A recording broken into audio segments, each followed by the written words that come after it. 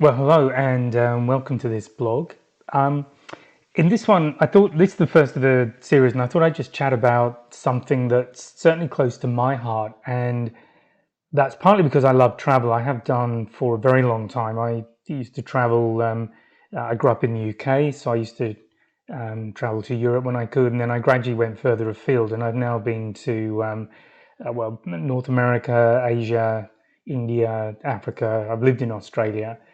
And one of the things about that for me is that you get a glimpse of a different way of life quite often, and sometimes it's substantially different to your regular day to day. And that is one aspect of travel that I love with photography. And I've been interested and passionate about photography really since I was a boy, since I can remember, really.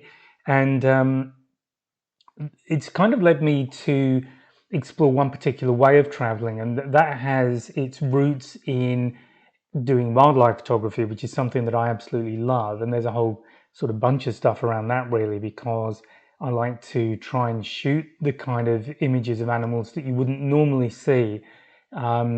It's not always easy because quite often shooting wildlife, you don't have many options. You can't move around too much. You're often in a vehicle of some sort. I mean, I've shot a lot of humpback whale photographs in Australia, both west and east coast. So obviously I'm in a boat. And the thing about whales is you don't know where they are. They just kind of pop up. And also I've been to Africa a few times. I've been to India a couple of times. And when I've been looking at wildlife, I've been in a four-wheel drive. Now, they're very open usually. I mean, they vary. Some are really open. Others, you do have solid metal and glass around you that you're shooting through the windows. You've got the windows open. But even then, you're quite often limited because often you have to stay on tracks if you're in a reserve. You may have other vehicles around too, which can limit you. If you're part of a group, other people are likely to be in the vehicle too, so that can also limit your shooting options. So all of these things have an impact and have a bearing on the kind of results you can get and how you feel about the trip afterwards. Do you walk away from it feeling that was a great trip, a great investment of time and money? Or do you feel a bit frustrated that you've not really come away with the kind of photographs you were hoping to get? So that really brings me on to the subject of this little talk here, which is volunteering. Now, it's something I first volunteered back in the early 90s. And in fact, that was a brilliant experience. I volunteered with a company called Earthwatch, and I was helping a couple of humpback whale researchers, Kurt and Mitch Jenner. And since that time, they have made a huge contribution to our understanding of not only humpback whales and how they live, particularly in the Western Australian sort of area. At the time, nobody knew where the calving grounds were for humpback whales in Western Australia, and Kurt and Mitch basically found them, though not while I was with them. We were a bit too far south. But the thing about that was that I learned a huge amount about humpback whales, and I think I caught a bit of the passion that both Kurt and Mitch have for the animals they work with. And this is something that I found subsequently when I volunteered with other projects. The people involved are always really excited, not only about what they're doing and the animals, but they're excited to share what they know with the people who take time and money to go and volunteer with them and help them in their work. So there's a couple of things about that. One is there's just that opportunity to learn in a lot more detail than you perhaps would otherwise. And also it's often hands-on learning because you're maybe talking about something before you go out and then you're observing behavior. We were with humpback whales, we were whenever we had a contact with a whale, we'd jot down the time. Obviously we knew the date. We'd have that in a little logbook we carried. We'd have the time, the date. We'd have a position. We had a very early GPS, and we'd jot down our position, and then we'd be making notes about the kind of behaviors we were seeing, the duration of the contact with the whale, all this kind of thing. And Kurt, in fact, was taking photographs, and he was taking ID photographs. So he would try and get either side of the dorsal fin, which is the small fin about 2/3 along the length of a humpback's body. And they vary quite a lot in their shape. So he was trying to get the shots of either side of the dorsal, and then the underside of the fluke, which is the tail of the whale. So when it does a kind of deeper dive, it will lift its fluke up right out of the water often, and it's a bit like you duck diving. When you're swimming, you'll tend to lift your legs up high to get your face down deep, and whales essentially do the same thing with their tails. So that was the other shot that Kurt was getting, and combining those three pictures together and our observations, that would all be put into a worldwide database, and it allowed scientists to begin to track where different individuals are going, because people were matching up observations and trying to work out the actual routes individuals took. You can imagine these days it's an awful lot easier with digital photography, and computing's moved on quite a bit, but back then it would have been quite an arduous sort of undertaking. But that built up a picture of different, it meant we understood there were different populations of humpbacks, discrete populations, some intermixing, but not often much. And the same whales would undertake the same journeys every year. So the humpback whales have a massive, I think the biggest migration of any current living animal, from certainly the Australian ones. They'll come from Antarctica, where they are in the southern summer, and then they'll head up to the Kimberley area in the west, and then up into Queensland on the east, and that's where the calving grounds are, and that's where they mate as well. So the reason they do that, or at least one of the reasons, is that calves, when they're born, have very little blubber, so they're very vulnerable to the temperature of the water, and obviously being born in warmer water gives them a chance to bulk up a little bit by feeding from their mothers on the journey back down south, and then arrive back in the Antarctic feeding grounds in time for summer. So that's one aspect of it. And then looking at land animals, I've done different trips. Some of them have been kind of the holiday safari trips. Others, I did a privately organized trip in India to photograph tigers. And the thing that seems to be common in all of those is that you're in a national park, and there are lots of different companies vying for attention and vying for customers. And then, of course, everybody's going into the same places. Now, the thing with predators particularly, you don't necessarily see them all the time. You've got to go find them. Certainly that's true with tigers. And I know of people who've gone to India and spent a few days at a tiger reserve, or going to different tiger reserves, and not seen a single tiger. Whereas I think I made about 40, I think it was 14 trips that we made into the park at Kana, where I was, and we saw tigers for just over half of those. So we had our fair share of duds in terms of trips where we didn't see anything. But the point about it is, when you do find an animal, often everybody else hurtles over to the same spot, and before you know it, you're one of maybe 4, 5, 6, or maybe even more vehicles around one animal. Now, either they'll walk away and go into the undergrowth so you can't see them anymore, or they'll kind of sit there, and then you get drives. And I've certainly seen this, perhaps more so in Africa. They'll drive in close to the animal to try and provoke some sort of a response, or to make sure that their clients get the best view. And it's just a circus, and it's something I disagree with. It's something I really don't want to be a part of. So volunteering, on the other hand, quite often you're in a private game reserve, or in the case of when I was volunteering with EHRA in Namibia, which is Elephant Human Relations Aid, and they basically help the local population integrate and live with the elephants. That's one aspect of what they do, and some of that's education. Others is building infrastructure, protection, and that's part of what I was involved with. And they also track the animals. So we were tracking the elephants for several days, and we camped overnight, and then we would carry on. So the thing is, whether you're in a private game reserve, which tend to be a bit more exclusive, so there are fewer vehicles around and you may not even see any at all, or if you're out in the bush, and because you're doing extended tracking, you're less likely to come across other people.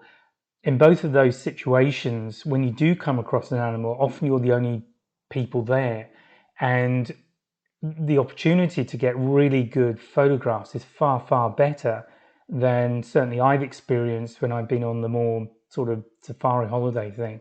So that's another aspect of volunteering for me. And I think the final thing, so that's education, there's just access to the animals. And the final thing for me is about contributing, it's giving back. Now, In the case of the whale research, I was helping in a small way with the work that Kurt and Mitch were doing with EHRA in Namibia. Again, just contributing financially, contributing time, and we actually finished off building this stone wall that was around the water tower. So we would just go and get these big rocks, and we actually built, it was 2 rings of wall with a very narrow gap between them, so a person could squeeze through, but there was no way an elephant could get inside, and no way an elephant could climb over that. Is why it was 2 meters high, and it was a double ring of stone, because it was then that solid that an elephant couldn't push it down.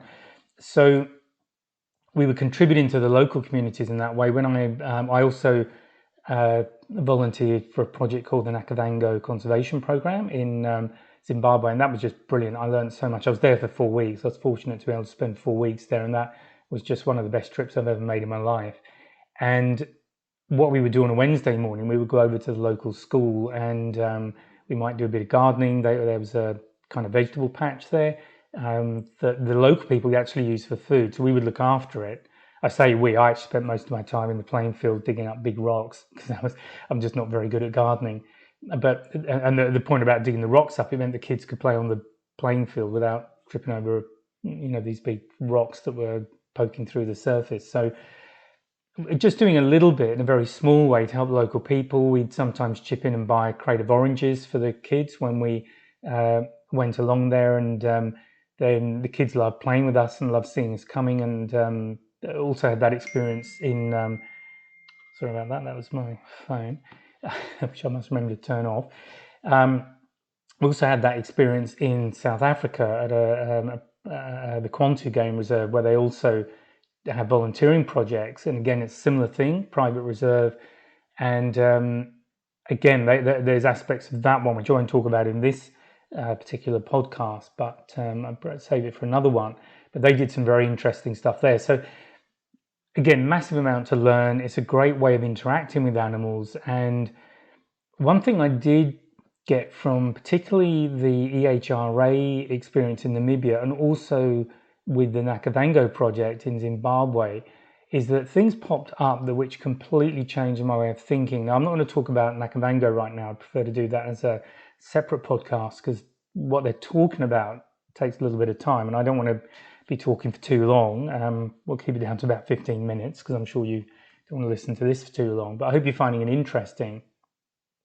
But when I was in Namibia, there were stories. We learned that there had been people killed, and we knew that happened, and I certainly knew that happened before I went. But it was another thing to kind of be there. And while we were building this wall around the water tower, we were actually camped out in a really big tent. We just set it up very close to where we were working, which was unusual, because quite often people have to trek a little way, but from either a base camp or the home base camp to where they're working, that might be an hour each way every day. But we didn't do that. We were actually fortunate we were able to camp right next to where we were working. And a local family came by one evening. We'd stopped for the day because it gets very hot during the day anyway. So we tended to try and be ready to start working around, I think it was 7:30. And then we'd work until midday, but then we couldn't do anything for about 3 hours because it was just too hot and too humid, and we'd just be sweating. Sorry, that's the phone again. So we would then work again in the evening, or in the afternoon rather, and then we get a few hours done. And then as it got close to the sun beginning to go down, we would then stop for the day. And one day we were getting food ready, and this family came along, and they were walking from the local village up to. They were going to walk up to the top of a small hill that overlooked where we were working. And we got talking to them, which was lovely anyway. And they were telling us about a friend of theirs who'd been killed by an elephant. And this had happened a few months earlier. And what had happened, it was a couple of guys, they'd been out drinking, they were just walking back home. As you can imagine this situation pretty much anywhere. And it's dark, they're in the bush, and they didn't realize there was a bull elephant there. And elephants have quite bad eyesight. They really can't see things very well until you get quite close to them.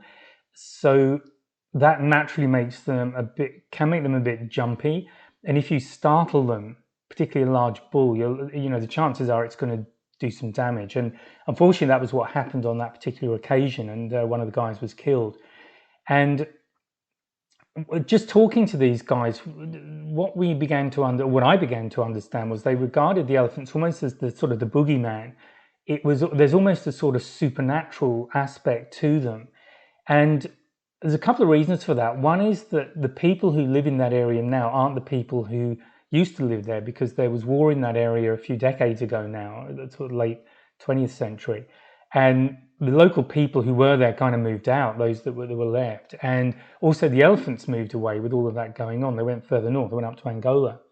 And then when everything calmed down again and peace came back, new people moved into the area, but there were no elephants there, and they'd never lived with elephants. But a few years later, and the EHRA website, so if you go to ehranamibia.org, their website tells the story of how the elephants returned.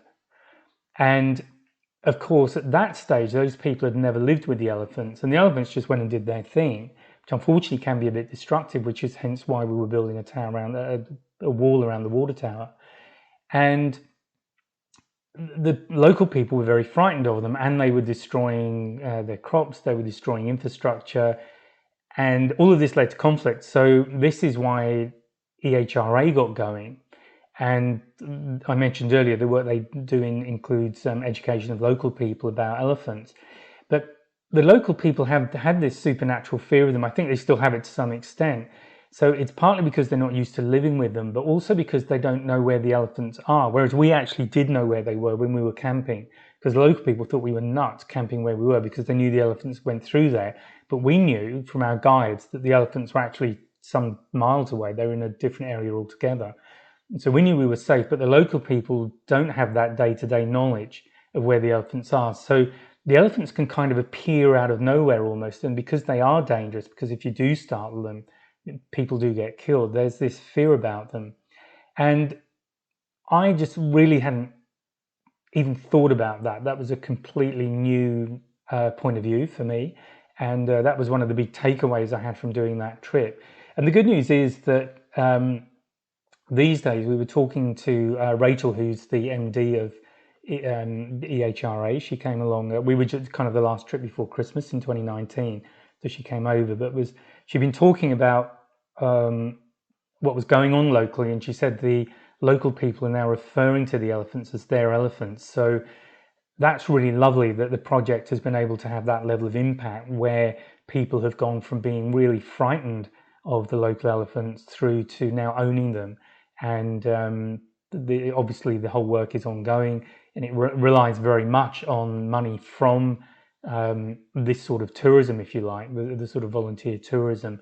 But when you do these kind of projects, it really does go to support a worthy cause. There are only two populations of desert African elephants, which are they're not quite a separate subspecies, although they do have some minor differences to regular elephants that you're going to come across. But there's only two populations remaining now, one in Namibia and one in Mali, and that's it. So it's really nice to be able to at least experience them up close and do something which at least helps the local area and contributes towards the local area and the local people. So I'm going to stop talking now. I hope you found that interesting. If you are interested in what I do, so I really have two aspects to what I do. One is Graham Elliott photography, and that is photographic prints of animals on a fine art paper. So they are properly processed, is quality stuff, I had to hasten to add. And what I do with that, so I talk about 10% of the proceeds go to a couple of projects. In fact, if you do have a look at my catalogue, you'll see that I talk about the projects. One of them is EHRA. The other one is a project in Australia called Half Cut, which is a brilliant project. And I'll talk about that in a separate podcast, I think, because it really deserves its own time. But it's a really brilliant idea, brilliantly executed. And I've been able to do a little bit of photography with those guys, very fortunate to make contact with them. And so I also support them. So when I say I'm contributing 10% of my proceeds, what I mean by that is I try and or a minimum of 10%. What I aim for is 10% of what you've paid for the prints that I sell. And if I can, I'll actually add a bit more than that. So it's something I'm passionate about, and I want to use my work to do something good. So that's the Graham Elliott photography part of what I do. And there is also the Creative Photography Academy. So I also do online training. I've got an online membership program. And that's really there designed to help people who are either using a smartphone or the DSLR or mirrorless camera. And it doesn't really matter what level of experience you've got. You might be a novice or you might have been photographing for years. But I find that, I know I've done formal training. I also use YouTube from time to time to find stuff out. But I do believe that by doing a formal training course, you kind of cover everything. And that's the approach I've taken with my courses. So they're not overly techy. I think you do need to know certain things to get the best from a camera. But I only focus on what I feel you need to know. It's not an in-depth technical thing about how a camera works or anything like that at all. So if you want to know more about any of that stuff, I suggest you have a look at the Creative Photography Academy website. So it's www.creativephotographyacademy.com. Excuse me, that's the website address. If you're interested in the fine art, I actually have a French language landing page at the moment, just because I'm running, well, at least as I record this. So if you jump on to www.ge.photography, that will actually take you to a catalog page where you can get the catalog. But it's French version. So if you're not listening to this in French, you don't want the French one, because I'm sort of reorganizing myself. If you go to the Creative Photography Academy website and just look at the membership page, if you scroll right down to the bottom of the membership page, you'll see a short panel about the Inspiration magazine, which is a magazine that I put out every month on the second Tuesday of the month. And on that sort of page for the membership program, there is a button there. If you click on that, it will just take you to the current issue of the Inspiration magazine. So you don't need to give me an email address or anything like that. It's just a straight download to the magazine. And if you have a look at that, that then has links to pretty much everything I do. And towards the back of the magazine, you'll find stuff about the fine art prints. So I'm sorry that's a bit of a roundabout way of doing things, but that's just how it worked out. So I'm going to stop now. It's been over 20 minutes, so it was a bit longer than I planned to talk about. But I hope you found that interesting, and I will be putting up other podcasts, and you know, obviously would love to have you join me. So thanks again for listening, and whatever you're doing, I hope you have a great day. Bye for now. Oh, and one thing just before you go, please take a look at the 2026 wildlife calendar. That's available now. It's on the website. There's a link below the description of this podcast episode. So please take a look, and I'll speak to you next time. Bye now.